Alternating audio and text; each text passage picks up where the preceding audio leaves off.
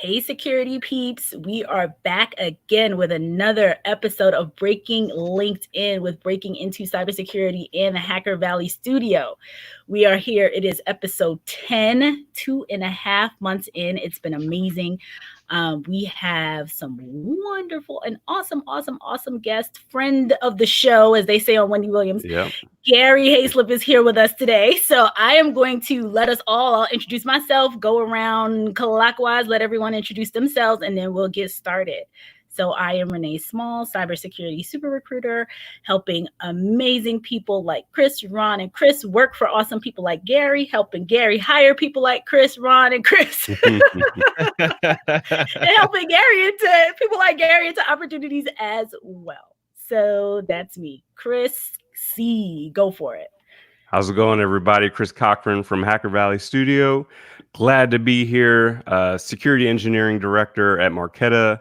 I'm excited to have Gary here. It's my brother from another mother. Pass it over to Ron. Yes, thank you. Ron Eddings from Hacker Valley Studio. Also glad to be here. Renee is the glue holding everything together. Thank you for always putting us together, Renee. And love to be here. Security architect by day, but co-host by night. Wonderful. Chris Foulon, my brother from another mother. Chris. Hey, Chris Foulon, senior security consultant at Grim, member of the Tinker Tribe, and just love being Renee's co-host.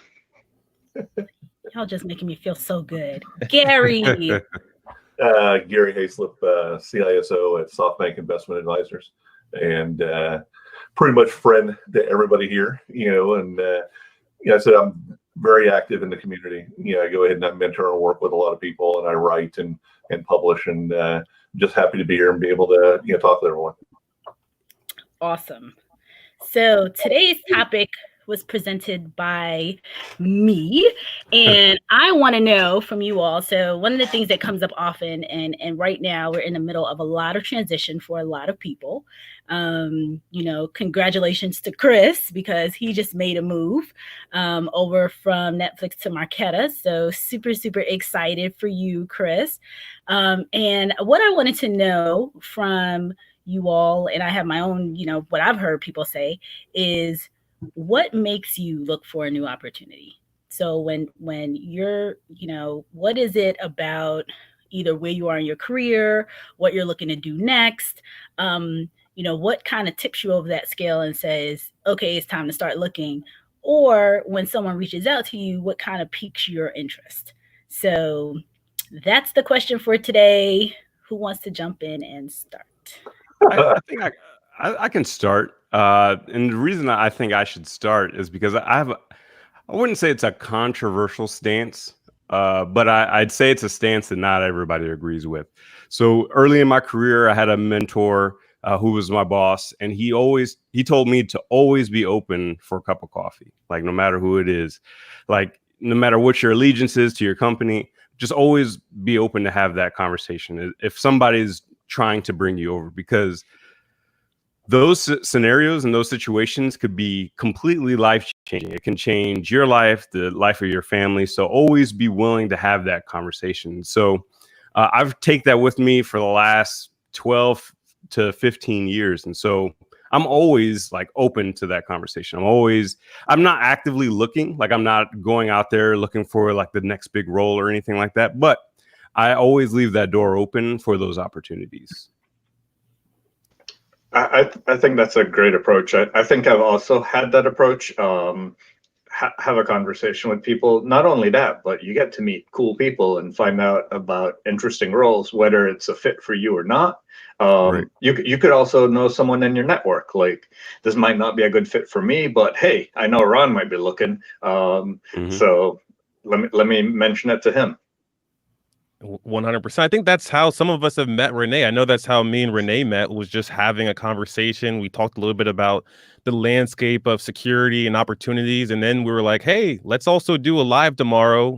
We think there'll be a lot of collaboration. So just having that conversation, if I was closed off to even talking to Renee, I know she's a recruiter, but I also wanted to meet her. I know that she has a lot of value that she can provide, and hopefully the same I can provide her. So I think, yeah, always having that conversation. Great point, Chris. Yeah, I think that's how actually, I think that's how Renee and I met and became friends. But at the time was I was ending one role. The company got acquired. They already have one CISO. They don't need a second CISO. And so as I transitioned and started doing some consulting work and looking for my next role, Renee and I had a lot of discussions, and it kind of led into where I'm where I'm at now. But I mean, your question. I mean, I have to admit. I mean, I talk with a lot of peers, and I find, especially in the CISO ranks, the job itself is stressful. The job itself at sometimes is thankless. Because you don't have a light at the end of the tunnel. It's kind of this long, dark tunnel, and it's continuous. Because you will always have things that are going on, and so you hope that you're in a job where you've got budget, where you are trusted, and you can build and mentor and work with really cool people, and you get a chance to. Most of us are geeks. We love technology. We love being able to do different things, and so I mean, you want one of those kind of positions that makes the good, that has the good around you, make the bad not feel so bad, and it's like, and I honestly think, at times you run into, you kind of question yourself, when you're at an organization and things happen, and you kind of question, did I make the right decision? And, you kind of question, did I miss something? I've been doing this for a while. I should be professional. I should have caught that. And that's why you have your community. That's why you have people you can reach out to and talk and get a different view and look at, is it time to move? From a professional standpoint, have I progressed to where I really need something different, or I need something bigger to expand and to grow professionally and to grow as a person? And that's where I've seen CISOs take roles that just totally pivot in the right field. And I'm just like, where'd that come from? You guys have always been you've always been a CISO with hospitals, and now you're over here and you're working at a casino. Right. It's like, and as you said, it's those conversations. Sometimes you get a conversation out of the blue that is life changing. That the opportunity is something so unique, you would jump on just to have a chance to work with that people or that team or that company. And so, I mean, I haven't met anybody that is ever like totally closed off from talking to anyone. And I definitely think it is a good rule of thumb to hear what somebody has to say. My wife says all the time, she goes, it doesn't hurt you to go have a conversation and listen. And then you need to go back and talk to me. Because I'm pretty much in charge. I'll come back, and we've been together for over 30 years. So I know any decision I'm making, especially something big, she's going to be involved, and we're going to look at it together. Hey, Gary, you brought up a very interesting point. Do you think that imposter syndrome plays in a big part as to why some people consider leaving their role when things go rough, or what's your thought on that? Yeah, I mean, I think all of us have some part of imposter syndrome. I mean, even I do, and I've been at this a long time. And it's just because the technology changes, the jobs change, what businesses need, what they may have wanted as a CISO as a role 5 years ago is very different than what it is today. And I've even seen companies change every 18 months. And sometimes who they have in the role just isn't fitting for where they want to go. And and it does happen. I mean, I've known CISOs that I've known peers, really close friends, that when they started the job 3 years ago, 2 years ago, 3 years ago, it was this, and this was their role, and this is what they were doing. But in that 3-year time frame, a new boss came in, a new shift in the business came in. The business did some other acquisitions, and now there's some other executives that are in play. And now all of a sudden, what they're responsible for is totally changed. They've lost budget, or all of a sudden they're now responsible for an extra 75 people, because they did an acquisition, or things have changed. Sometimes they're comfortable with it and they just go ahead and roll with it and figure it out as they go. Sometimes systems are like, hey, I built this, it's up, it's stable, I'm good. Now I've got a big bunch of change coming, and I'm just not comfortable with that. I like doing this. I don't want to do this. And it's interesting too, because you have technical, or what I call tactical CISOs, and then you have strategic CISOs. You have those that are hands-on, that like to work with smaller teams, that like to be able to, build and do things. And then you have strategic CISOs that are more enterprise, that are wider focus, work with the business, work with the C-suites. And honestly, there's no bad in between them. I've known people that can do both. It's just a career progression, and you have some people that like doing the one and don't want to do the other. And when the job itself shifts into the other, that's time for them to roll, because they're just like, okay, it's mature enough. I can turn it over to somebody else. I'm jetting and I'm going to go find something else. What would you say to the folks that have this like undying allegiance to their organization? Maybe they're like, whenever I change roles, I need to stay in there for at least 5 years, but they get in and it's toxic. Like, especially people from the military, because I've talked to a lot of my Marine buddies, and they feel like, I was in the Marine Corps for 10 years. So when I go to my next role, it's going to be for 10 years. And so they have this mentality where they're stuck in this toxic environment, because they feel like they have to have this loyalty to the company. What would you say to the folks that have that mentality?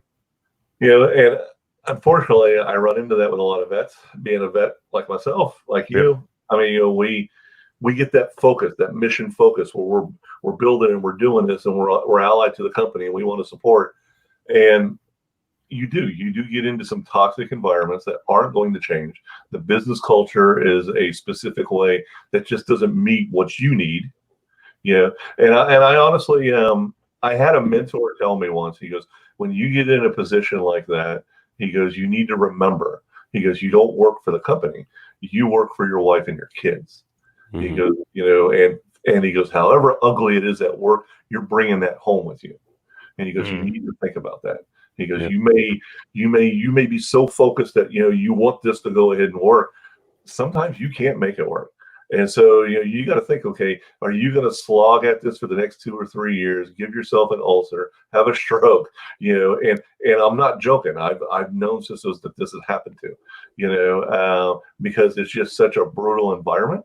Or do you just want to go ahead and call it quits before it gets that ugly? Because you just realize, hey, this is not, I made a mistake. And it's okay to say that. It is. It's okay to say that. We all do. Sometimes when you do the interview and you meet the people and everything, it's like a date. Hey, everything's going great.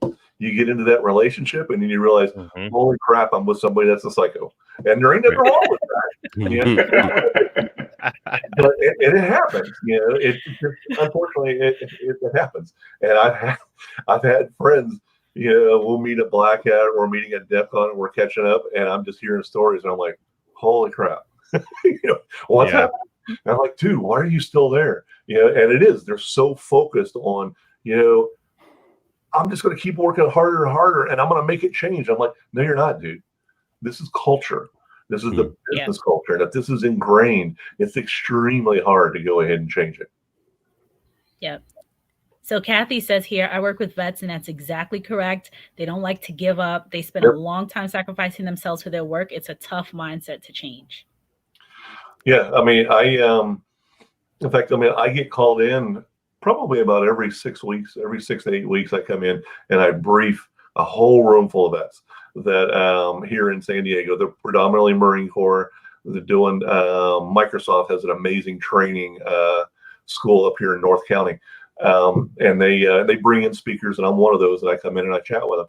And that's one of the things I talk to them about is that transition and getting them to understand the mindset where you have now and where you're going into the business. They want a lot of the soft skills and a lot of what you have, but understand it's different, and you've got to be willing to step out and make a change and take that phone call, take that conversation.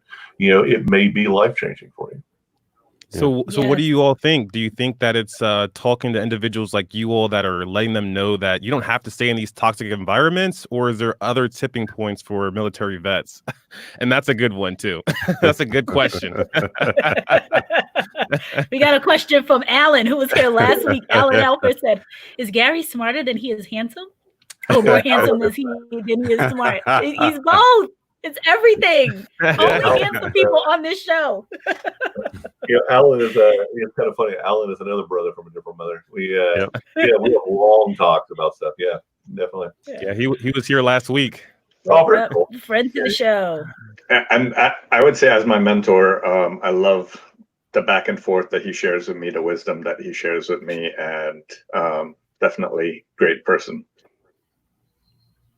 Yeah. So for Chris, since you recently switched roles, tell us about your process. Was it just a random phone call? Insights. No, actually, I keep a pretty decent network of folks. Got to keep those networks alive. Actually, I met my new boss through Security Tinkerers, and we had a conversation, and we just vibed really well. And it was just the nexus of opportunity and that next phase in my life. And so when we found that, it was just time to have that conversation, have that cup of coffee and move on. What I was looking for was just to have a broader range of responsibilities. I've been focused on threat intelligence for over 12 years now, and it was time for me to take a larger piece of the pie. And David, my new boss, he gave me that opportunity. And so now it's a whole new world for me, and I'm super excited. Looking forward to growing and learning from David, and also learning from my fellow security tinkerers. That a lot of heads of security, a lot of CISOs, and so I feel like I couldn't be more prepared to take the next step that I have, as long as I have that network behind me. Yep. Love that. And that's something we talk about all the time, that network. Mm-hmm. That's awesome. I just want to shout out some people who always come on. Charles Karanja, our good friend. Hey, Charles. He's always here. Hey to you. Kathy, she made a great comment. So shouting her out again over here in the Northern Virginia area.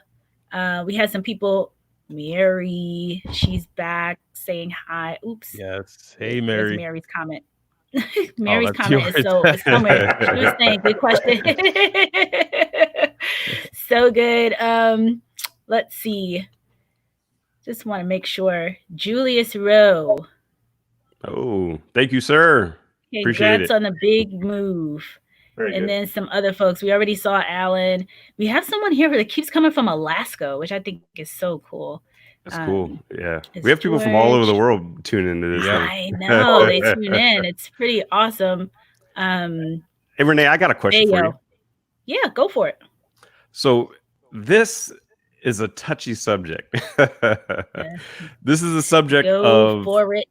So in my experience, if you look at my resume, people would say, oh, he's job hopping, right? Because I think the longest stint I've had is in the Marine Corps, which is 5 years, Cyber Command, which is 5 years, and everything else is like about 2 years or less, right?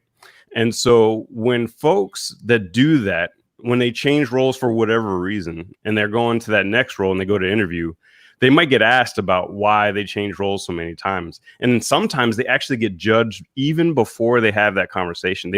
Someone looks at their resume and is like, oh, this person's a job hopper, but they don't necessarily understand the entire story. What would you have to say to those folks out there that do go from job to job and they're looking for that perfect role? Yep. It comes up often, and you made a couple of really good points. One, there is some judgment depending on the person. There's a couple of things that I try to tell all of my clients, leaders, partners, is that, this is not kind of like to what Gary said about the veterans. You put in 10 years and you want to put in another 10, or I think, Chris, you might have said that, they put in a certain amount of time and they just want to give a certain amount of time. And, this is just not that kind of a climate typically. There's so many changes that happen that are out there. So it could be that the person is looking for new roles. It could be that the person has been caught up in a number of layoffs or mergers or, all types of things that are happening. So on top of that, with the statistics around millennials, usually the statistics and millennials and I believe Gen Z as well. I think Gen Y and Gen Z, typically when I looked at statistics maybe about a year and a half ago or so, the the standard period of time that a person would stay in a role overall would be somewhere between 11 months and like 18 months. Mhm. So the standard for staying at a company has changed. So from years, maybe in the early 2000s or whatever, it's like 5 years, 3 years, whatever. If a person has a solid 3 years in certain companies, and then you see some jumps, yes, we definitely want to understand a story. So my question is always like, what's the story behind this? Like there's reasons, there's always different reasons. Typically when people go into an organization, I don't think they expect to leave so super quickly, like they don't Right. expect to go in and be gone in 6 or 9 months and be out there looking for another job. I don't think anybody looks for that. So there's typically some kind of story going on in there. So I try to remind, there's two things: telling that story, telling it to the recruiter, telling it to the HR person, and then getting it to the manager. And then just educating the leaders to say, look, maybe in your time, depending on depending on the leader, if it's someone who's been somewhere for a long time, it's like, that's great for you, but in the current environment, it's going to be difficult for you to find someone who's really had a long tenure at multiple places, just because of the nature of the environment right now. So it's an education on both. It's storytelling. It's hearing a story from the candidate's perspective, and then educating if a manager is really kind of wants to know, like, why are they, do they have ADD? Like, why are they jumping around so much? You kind of like educating that leader and letting them know, hey, this is why. And with people with great experience, they have a lot of options. They are looking around for various things. You have certain companies and certain environments that, to Gary's point, very toxic. To your point, Chris, earlier, very toxic environments. You get in and you don't realize, oops, like I got into this thing, I thought it was going to work out, and it's like I can't be in this environment anymore and I got to get out. And if that happens, once or twice, it's a story that needs to be told. So that's what I would say. Sometimes people can merge, especially if you're a consultant. One of the things that I tell people to do is, if you have your own LLC and you're a consultant at a place, try to just wrap it all in. If you worked at, I have a friend, he worked at, one company, he'll do like he has some long-term contracts and then he has some short-term ones. Like, just put it all under the name of your company, and then you could list the different clients that you had, so it doesn't look so jumpy. It's not at first glance. To your point, you get judged on this LinkedIn profile, you get judged on your paper before somebody even knows what's going on. To kind of like put that in there, because my whole thing with when I talk to people all the time is, how do I put the best foot forward for you? Like, I want to be able to sell you. If you have great experience, if you're a good fit, my whole goal is matchmaking, getting you in front of the leader. So if I could get you in front of that leader and prevent answer the questions before they show up, that's my job. So trying to, get a person to either group the experience together or come up with a story. Like, sometimes I think a couple of weeks ago, someone asked, I had to take time off for family reasons. Like, hey, that's life. Like, if you're a parent, you had an older parent, or you needed to go back to India or whatever it is, you could write that in there in your resume. You don't have to put that on LinkedIn, but you could say, took time off, took 6 months, took a year, had to, moved out of the country or whatever, so that it's not something that where they're asking you or asking me, where was this person for a year? Like, did they just fall off the map? What were they doing? And some people take years off they just want to take some time off. But again, it's getting over the hump of, a potential manager who is just questioning everything just because of they're looking at it from only their perspective. So Gary, would you expect to have someone for more than 2 years? I know from my perspective, even my managers and directors and CISOs have left after 2 years. Do you expect the same for your employees? I don't think so anymore. I think when it comes to the loyalty that a company has for their employees and an employee has for their companies, over the generation, that has changed. I mean, companies today will slash people on a dime to make profits. So why shouldn't an employee also have that same approach, that if you've been somewhere for 2 years and the next person that's coming in the slot that you joined when you first joined 2 years ago is making more than you now, why shouldn't you do the same for yourself? Or the environment has changed. I think it's an even playing field where companies can choose to do what they want with resources, and so should resources do what they want with companies.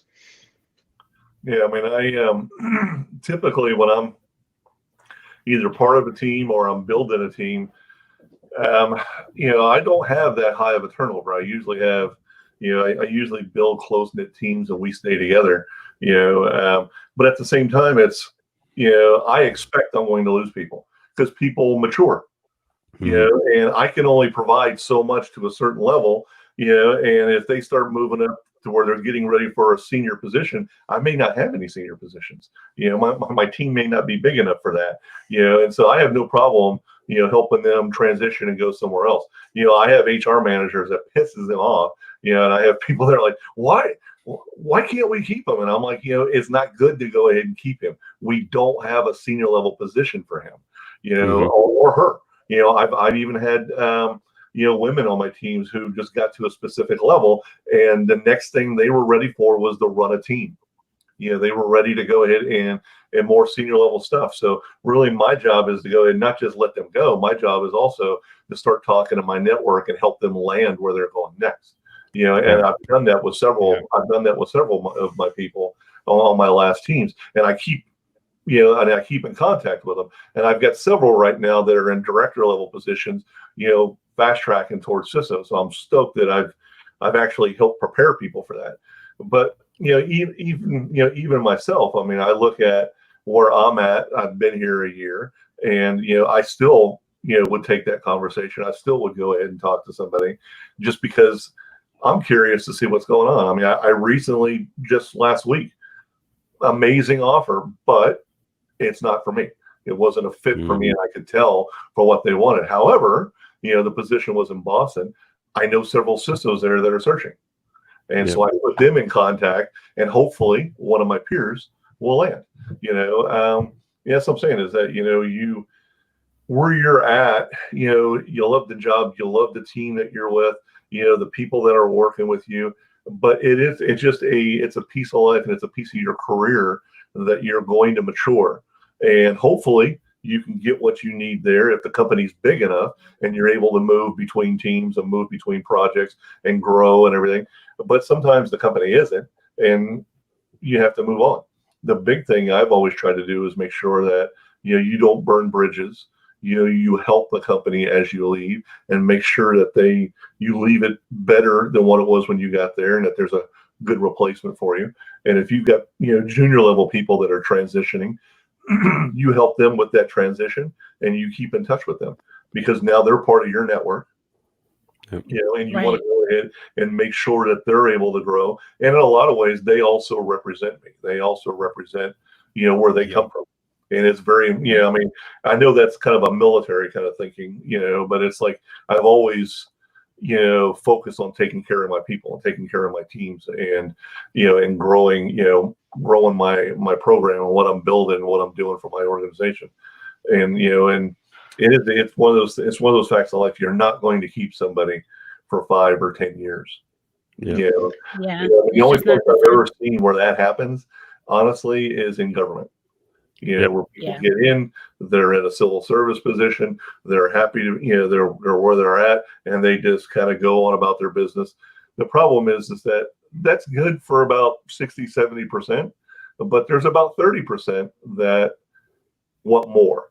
There's that other chunk that they want to progress, they want to add, they want to do more education, they want more to the job, and they want challenges, they want to be able to do things, and that's not that environment. And so you tend to have people move, and it just happens to be you get more of that in the civilian side, out here in private industry, you see a lot more of it.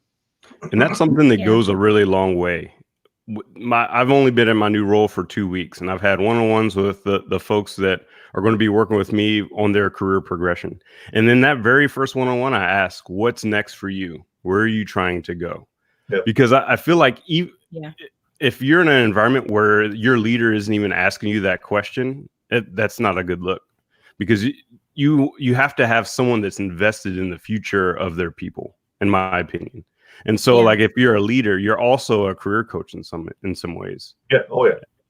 I love that when I led a team to be able to help guide them through those stages, help provide them with the resources that they needed to grow, and the counseling, whether it was, I would always share, this is my view, and then this is how I would think the company would view it. It's up to you to choose whichever piece of advice you'd want to take.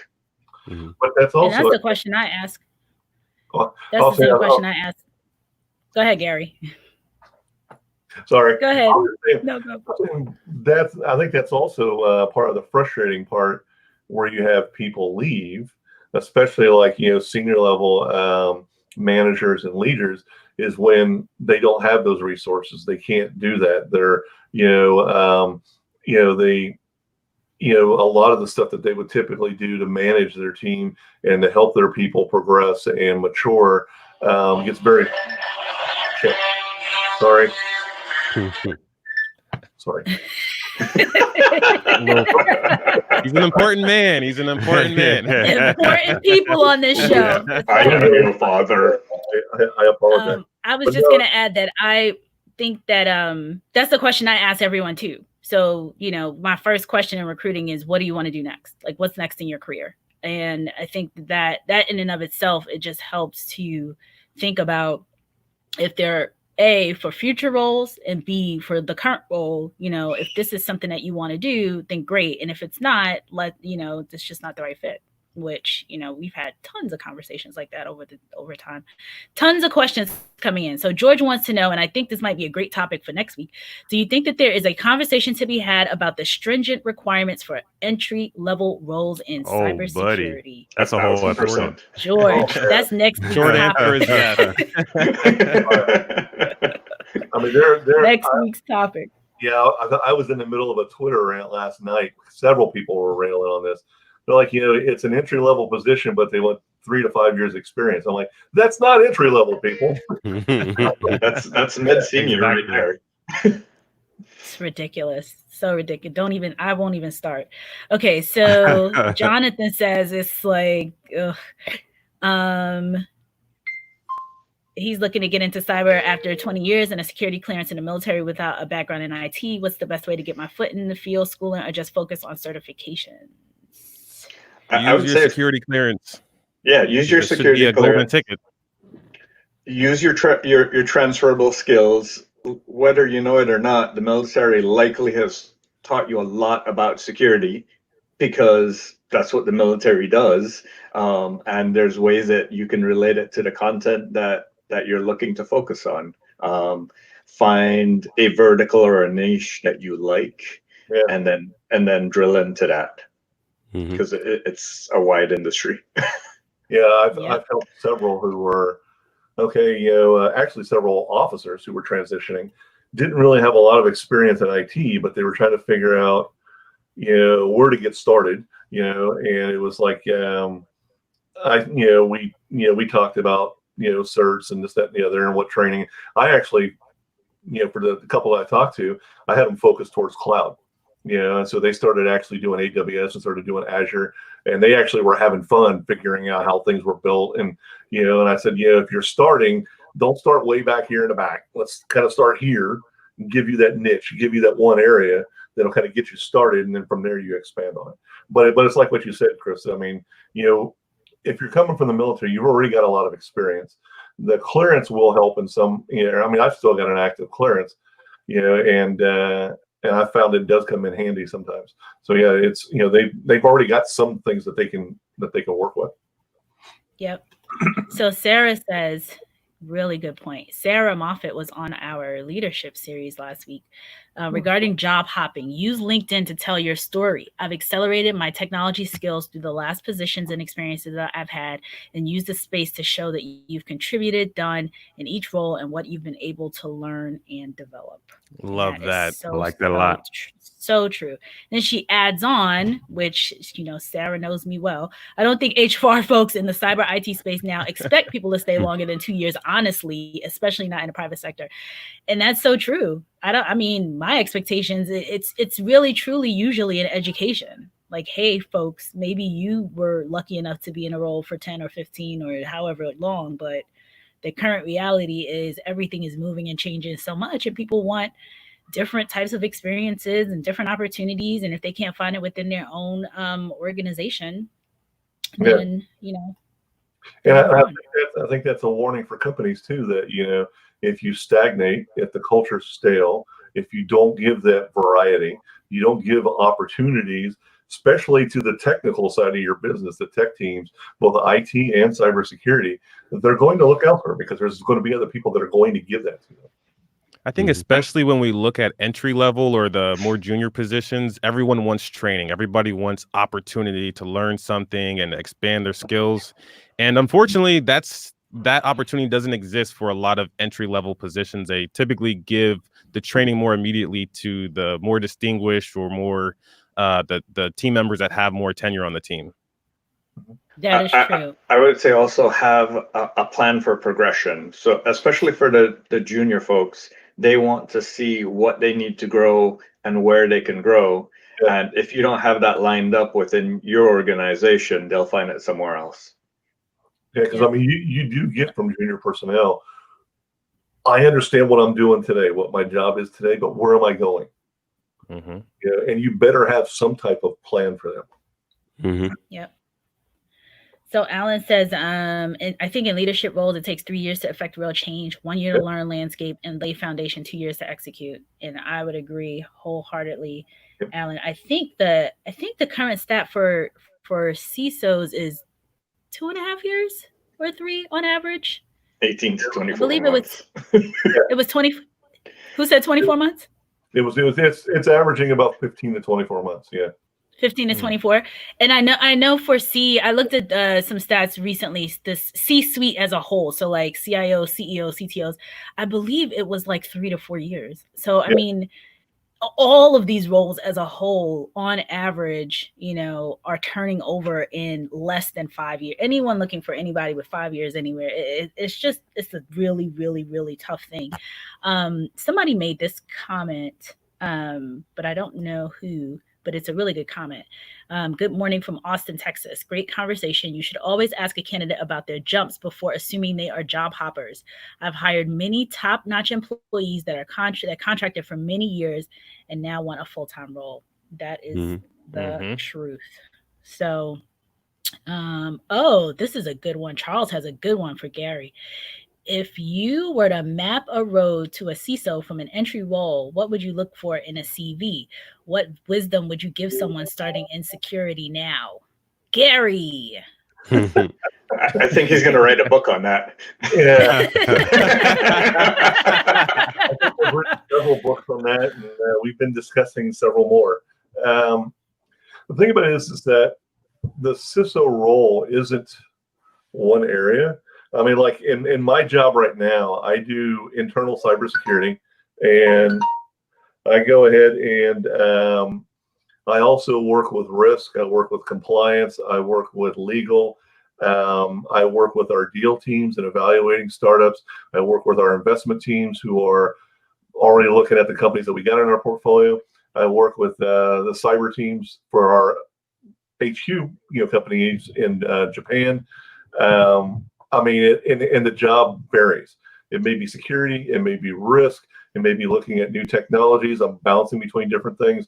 I'm talking with dev, and we're looking at apps that we're building or stuff that we're having third party do for us. I may be talking with procurement, and we're looking at contracts, and I'm evaluating sections of the contract on how they're going to protect our data and what access they need to the networks and stuff. And then I may be sitting in meetings where it's all nothing but architecture, and we're looking at how we're going to be fully implementing zero trust in a 100% cloud environment. And believe me, for those of you that are not in a 100% cloud environment, the security stack is very different than it was 5 years ago. So when I tell people that, if you're looking at being on a track, an average CISO position, you've got 10 years of experience on average. Usually it's between 8 to 10 years of experience is when you'll get your first junior CISO position. And typically it won't be called CISO. It'll be called, Director of Information Security or, whatever. And there's nothing wrong with that. But that's your first position where you're actually kind of running a team. Hopefully by then you've got experience in IT, you've got experience in network, you better have experience in cloud, you better be able to understand, data and how it's used by users, how it's used, by teams, where it's stored at, you better be able to understand procurement and budget. You better, and this is stuff, and being able to write policy and being able to work in multiple teams, cross-functional. You better understand when you come in how to immediately work with the other business units, understand the business first, and then look at security and how security fits in it and how you support, and also how you negatively impact if it's screwed up. So there's a lot of technical, in the architecture piece, but there's also a lot of soft skills, and then there's also a lot of procedural and tactical stuff dealing with risk. Risk is really heavy, and being a CISO, because almost every decision you make involves risk, or almost every decision you get called into to review is because somebody else has made a decision with technology, and now they've impacted a bunch of things, and you've got to figure out a workaround, or you've got to figure out, okay, how do we reduce that negative impact so the business can still move, the dev teams can still what they're going to do, because they're the ones making money. And you know what I'm saying? So what I would say for somebody starting out is, one of the first things I would do, just going and learning about security is not enough. You need to understand networks, both the architectural stuff that's on-prem and also what's in cloud. You need that really good, thorough knowledge of how things are put together. Because how can you defend them if you don't know how they're built?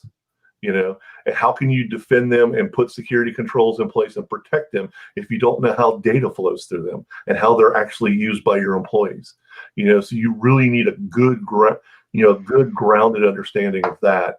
And then the engineering piece, getting into, helping build out and do projects where you're at the engineering level that involve firewalls and VPNs and building out sites, and you need that really good structural background of IT and security from an architectural, from an engineering standpoint. And with the cloud piece nowadays, it's just, you have to have it. And then from there, you need to have some experience leading, whether it's managing projects or whether it's managing a team. Even if it's just a team of a couple of people, you need to have the soft skills of being able to talk to people and communicate, being able to effectively write and communicate what's done, an incident, being able to write it out. Those are the things, those are the building blocks that you will need for your first CISO position. And that's the reason why it's usually 8 to 10 years experience. It sounds like the CISO position is the new Renaissance position. Yeah, it's funny when you get a bunch of us together and we're having a drink or two and we're chatting, the breadth of knowledge and the different fields that we've come from, and the different types of degrees that people have, it's just crazy. Yeah, it is. It is a very interesting position. Cool. Mario wants to know, what about if he's been in a job for a long time, 20 plus years in the public sector, and then you're trying to go to private? How can someone explain that move? Ooh, so that was fun. Go ahead. Well, no, Gary, you want to talk? I did 20 years in the military, 6 years civil service, and then 4 years at the city of San Diego. So roughly about 30 years, and then I jumped over to private. The big thing I think you find is, there's definitely a difference in pay, obviously. The biggest things you got to be also aware of is, in private industry, things are a lot more fast-paced. They make decisions a hell of a lot quicker than they do in public industry. You also are held accountable a lot quicker. What I saw in public industry a lot of times, we'd all come together as a group to make a decision, because as a group making a decision, you can't fire the whole group. Well, that doesn't fly in public industry. I mean, in private industry. I mean, you're going to make decisions, and you have to be able to stand to, the decisions that you're making. Some of the other things that you run into in private industry is you have the flexibility to be able to move. I go ahead and I talk to people that are jumping over, and I explain to them. I said, also understand, and when I was in public, when I was working at the city and when I was working at the government, risk was kind of black and white. We're going to do this or we're not. We're going to follow this rules or we're not. Private industry, it's all gray. It's all how much the business is willing to accept and how much you have to remediate. And oh, by the way, you don't own that risk. The business does. Your job is to help bring that risk out, bring out a bunch of different ways you're going to handle it. And then as a team, you should be working it together. It's a 180 out from the way public sector addresses it. So there are some changes, and it does take a little bit to get used to that. What are the differences in personalities for the CISOs in public sector and the CISOs in private? I actually talk and actually mentor a bunch of public sector CISOs, and I find a lot of them, they're just like, they're just kind of, because the problem is that budget is a lot harder to get, and the projects tend to be long term and very large, and a lot of times the projects you look at, hey, you're doing a security project and you're the CISO of a city of 3.5 million citizens. Those citizens are your customers, and their data that they have for their families and stuff that the city, so projects that you're doing, you have a heavy responsibility and you feel it. And it's that kind of stress. And so a lot of times they chat with me just to get rid of the stress.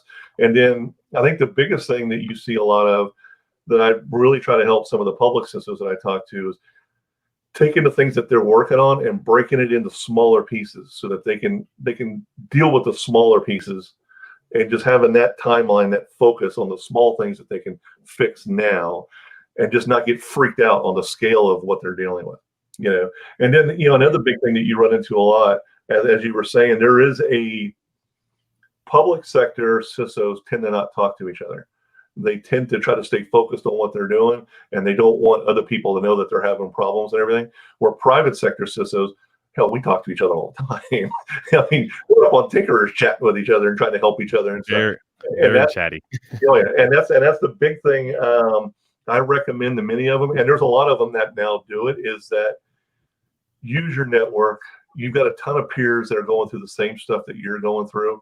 They're using the same kind of grants that you're trying to get into, for projects. They're working a lot with DHS, or they're working with other, their ISACs and other, facilities trying to get services and stuff. Talk to each other. When you talk to each other, you get that chance to go ahead, and the whole part of self-care, being able to take care of yourself and take care of each other and get rid of the stress. But you also find ways in which your programs can help each other.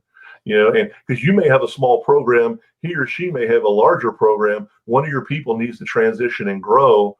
You can do the switch. You can help them go ahead and move, and you feel good that they've landed okay and they're with somebody that you trust. But yeah, it is a mindset that I've run into a lot with public, but it is changing because of a lot of the attacks that are happening in public sector is forcing them to talk to each other and work together and ask for help. Yeah.